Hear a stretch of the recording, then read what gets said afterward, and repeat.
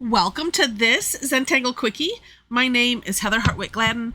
I'm a Certified Zentangle Teacher, and today we're going to take a look at the Tangle PomX2 from CZT Damy Teng.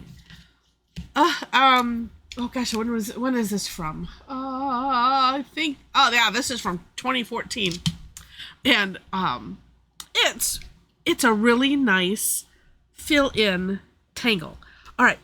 It is a grid pattern, although it kind of doesn't look like one because there's kind of a built-in disguising of the grid.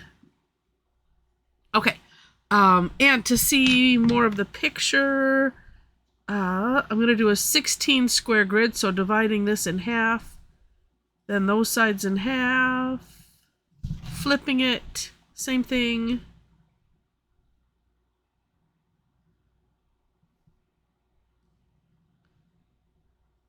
All right. First thing is we're going to put a bunch of X's in. I'm going to start in the middle and maybe go a little less than halfway because we're going to put some going the other directions. The other directions. What am I saying? So if you look at this as a 4 square, because we're not putting them in every single intersection. So let's see. So this is intersection, skipping an intersection, and then we'll have it on these ones. So almost like thinking checkerboard, but the checkerboard is the intersections. Yeah, that makes no sense either, Heather.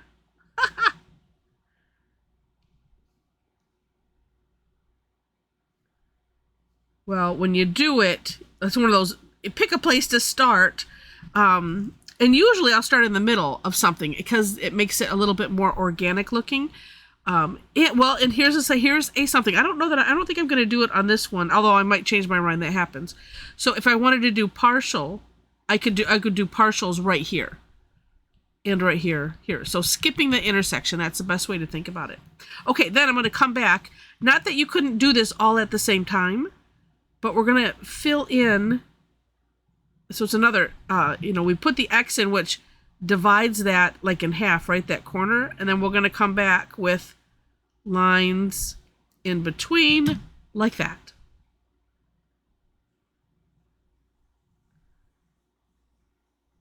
And you know what? I should turn the tile. And what I should be doing, I'll do it now, is all in the same direction. Turn. Because some of them were getting a little bit wonky. I'm like, well, why is that? Well, I know why that is. Because my hand is not being comfortable. Although I must say doing it this way, well, if I had started off this way, it's still a little eyeball confusing. It's like, what, was I there? Did I do that? Although you are going to end up with, 3 lines coming out of each intersection, so into each box. That might be a good, a check just to make sure, especially when it gets towards the end. All right, like that. Okay, next, if you've done the Tangle floors, this will have a bit of a floors feel to it. And I'm going to do a medium-sized one because I really love on Damy's step out in the samples. Specifically the step out, she shows that you can make, let me show you what we're going to do. I'm going to do a medium-sized, like I said. But you can do whatever size that you want. So floors, if you do the Tangle floors, we would do these roundings on every corner, right? And if you've not done the Tangle floors, highly recommend it. It's fun. It's easy. It's created by Zentangle. It's I think it's one of the first ones, if I'm not mistaken. Well, and actually I can do it smaller. And that one, it's generally like this, the corners. even though you can do it whatever size. So you could just, go really big if you want, which has a neat effect. You could go small on these pom-poms. And I think that's why she's calling it X, the X2 that makes the pom-pom, because we did an X and then we did another X. It's clever.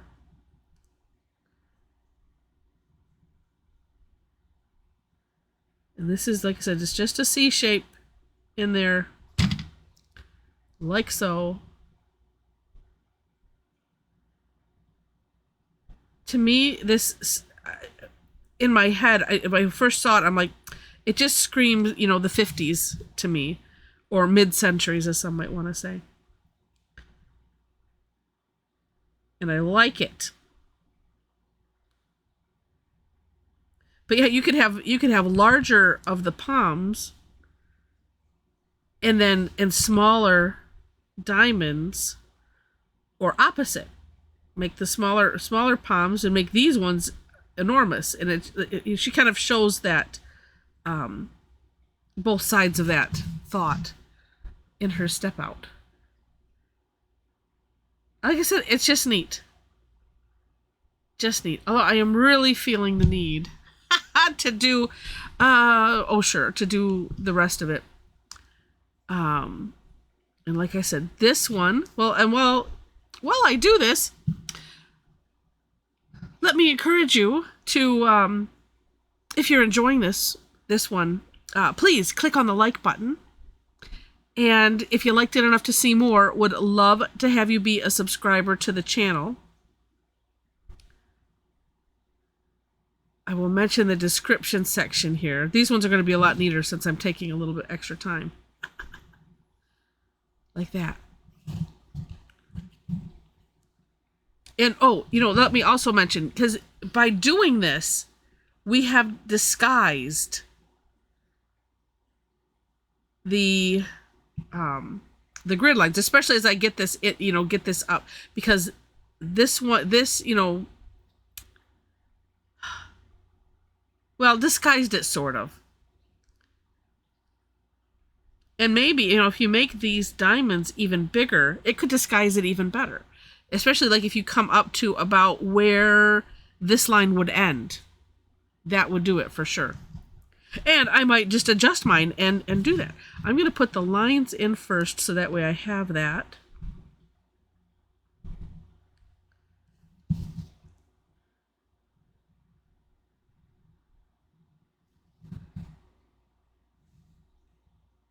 Okay, and then these one, I'm doing it so it makes sense, because sometimes, like I said, these things get a little eyeball confusing, and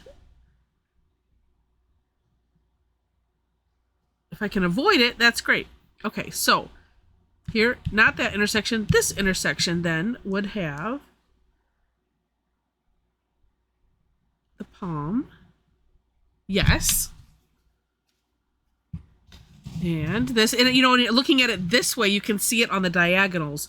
A diagonal of this, and then it will be, a diagonal of the rounded corners. This way. Oops, missed this one.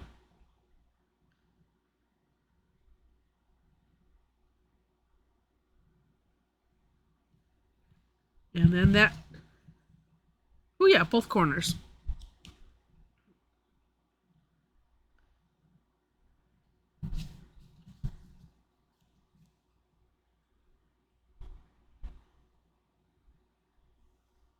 All right, and then the rest get the rounding.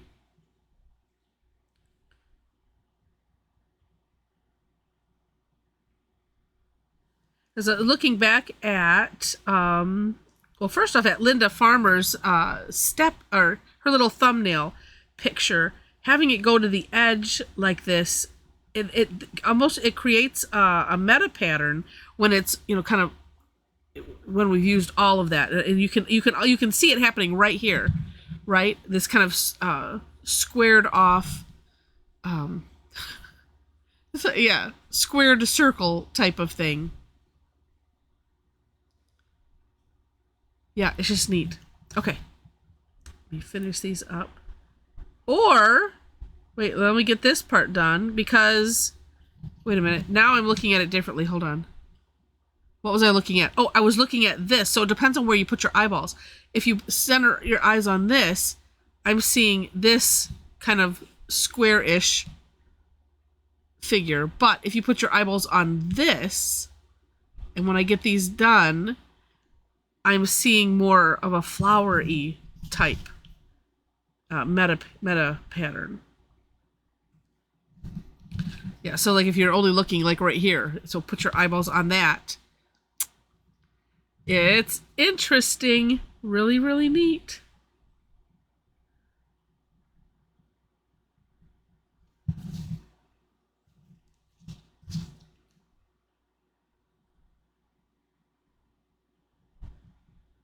All right. Also, in that description section, you'll find links to the step-outs, as I mentioned. And then below that is my link tree. So if you enjoy my videos, you can follow me on social media. I'm still not. I'm not great at posting on Instagram and Pinterest. I was for a while, and then it was just too time consuming, and I had to take care of other things, and I just haven't gotten back, to create a good habit of doing that. So, but I am on there, and I do, click like on things and whatnot. So feel free to follow me those places. But I also have my Facebook on there. That seems to be where I live most. Did I get all of them? I think I did. Yes.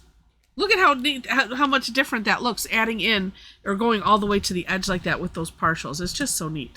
All right, and I'm going to put some graphite in the middle of these just to emphasize it, maybe give it a little tufted type of look.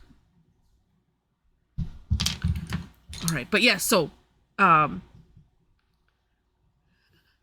do like to mix up when I talk about the stuff in the description section, just because it's good to do, but then I sometimes lose track because I go back and forth of what did I say and what didn't I say.